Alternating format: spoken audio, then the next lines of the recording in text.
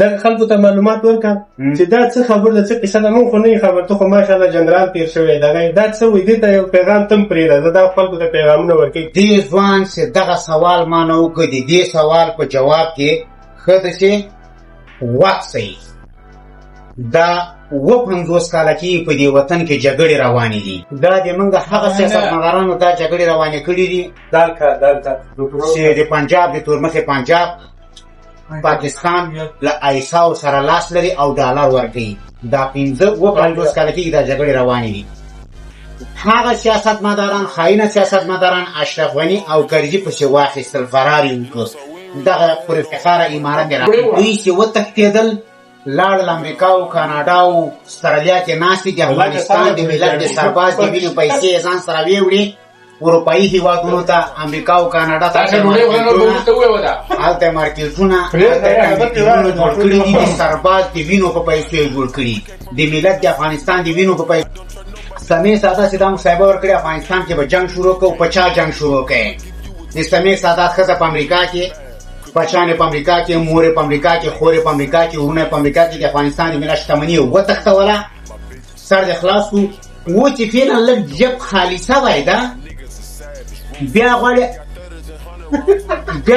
چې په افغانستان کې جګړه جوړه کړي، یو څو ځوانان قتل کړي، ملت اواره کړي، بیا غواړي چې 15 کاله جنګ وکړي، جنجال وکړي، افغانستان د ملت وینه توی کړي او بیا دوی وتښتي. دا خو دوه پاسپورټونه لري، سرمایه په امریکا او کاناډا کې پرتې دي. په تاسو ملت باندې غږ کوم، که پښتون که تاجک که هزاره یا خدای رسول دوی ته وګورئ په جامع جهاني باندې ټول اقوام راځي چې تظاهرات وکړي، غږ وکړي چې دا کسان څوک شي. له قمندان د ټولنه تر قمندان دي، کنډک تر قمندان دي، کنډک تر قمندان دي، قمنداني امنیت تر قمندان دي، امنیت تر قمندان دي. قلیوردو دا باید برداشت شي، گرفتار شي، لوی سروالي جامع جهاني ته باید معرفي شي او په افغانستان کې ماتمه شي. زه په تاجک او ازبک او پښتون باندې غږ کوم چې لاسونه سره یو کړي، ذاتي موږ جګړه قمندان لږ به ډوډۍ وخورو. هلته ګپ لګو، قمندان موږ ته نه دی. قمندان صاحب واخله وروره، خالي دې ګپ شپ لګوه. ډېرو به کوي دغلته یې ښایسته وروره غولی و، ډوډۍ جوړه کړې ده، ډوډۍ به مو کړو، کیسې به مو کړو. خو زه دا خواهش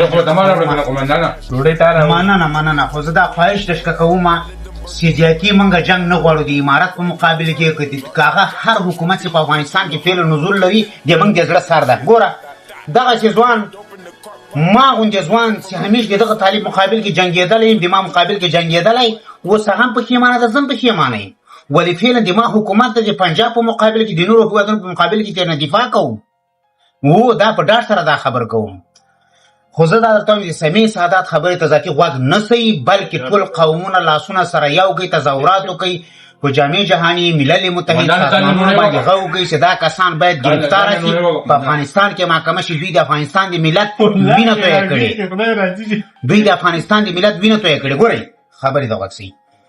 زه ټانک مې زیرې، په هر ټانک کې 2000-3000 مهمات پراته، ډوډۍ مې ګرمه، غوړي هره بلا راته اماده. د میاشتې مې 20,000-15,000 معاش هم درلوده، له لوجستیک هم موږ وهلې. ته د چې ځان سره فکر وکړه، طالب یوه مرمۍ او یو کلشینکوف، یو موټر سایکل چې تیلو په جای میجاجې پکې کولې، بس تا افغانستان یې ونیو. په لیاج خدای په کوم غیرت دا بې ناموسه خلک، دا جنرالان چې دا خبرې کوي چې موږ افغانستان کې جګړې جوړوو. 8000 کسان امروره غوله په قتل رسولي، شلو شوټم کړه، مړه کړه، ورک کړه، چا ورک کړه؟ دغه جنرالانو، دغه ولیکلانو، دغه حزبیانو، دغه قمندانانو، دغه وحدت، دغه جنبش، دغه حزب اسلام، دغه حرکت، دغه حزب. ډاکټر نجیب چا قتل کړ؟ دا من دغه تاسو خلکو قتل کړي، تاسو له خلکو د لاسه یو خبر په لیاج د خدای، په لیاج د قرآن، د خلک باید گرفتاره شي، په افغانستان کې محاکمه شي. وایه رئیسه قمندان صاحب یو خبر پوښتنه نه کوم، هغه یې څه ورته وویل؟ وړه باندې خبره یې نه چالان چې نه کوي، نه خو د حق خبرې کوو رئیس. اتم چې د مینهوال د هغې ته څه ویل غواړې؟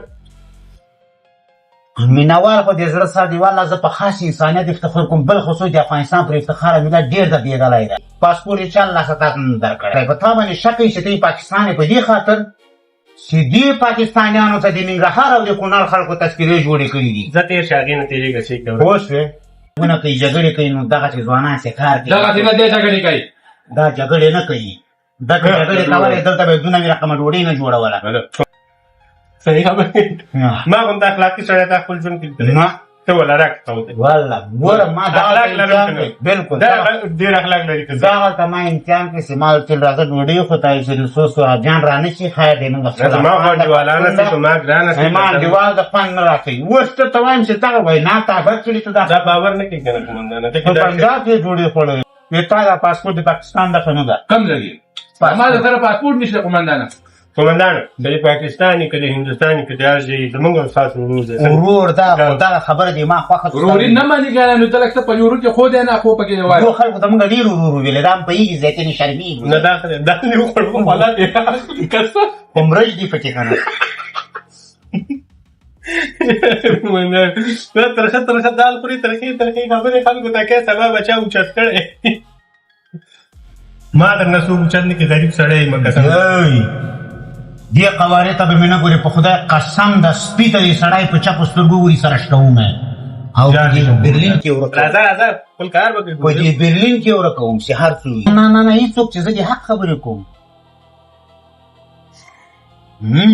قومندانه قربان دي شو خلکو سره ګپ شپ هم لګه وکړه په مقصد دغه وکوي چې دا د سمې ساده خبرو په څېرتي ونه ګرځي جنګ جګړې موږ دغه چېرته انسان د دغه له کوم یو جنرال چې څوک جنرالي ځای نه پاتې ولیاج د خدای عدیانه به چې پیدا نه کړم د ټانکي خان قومندان جنرال سیف فلاني خان د مونږ خو کونه وشکېدله په دا 20 کاله جمهوریت کې ښځې هغې پکې قومندان نه سو اوس چې زه وایم ستر جنرال پاریس افغان زه د سرباز د بریدمل د پښو خاوره دا خلک دا ځوانان د ملت دپاره د آبادي لپاره یې کار کړی وظیفه یې کړې قرباني سوي د چا قرباني کړل دغه جنرالانو پروردګار هم تباه او برباد که خدای هم په سرطان مرض اخته کړي چې تاسو اوس بیا جګړې افغانستان ته قومندانه لکه په دومره ښځه ښېرا ولې مه کوه دا یې د 2 لک درکړو بیا د خدای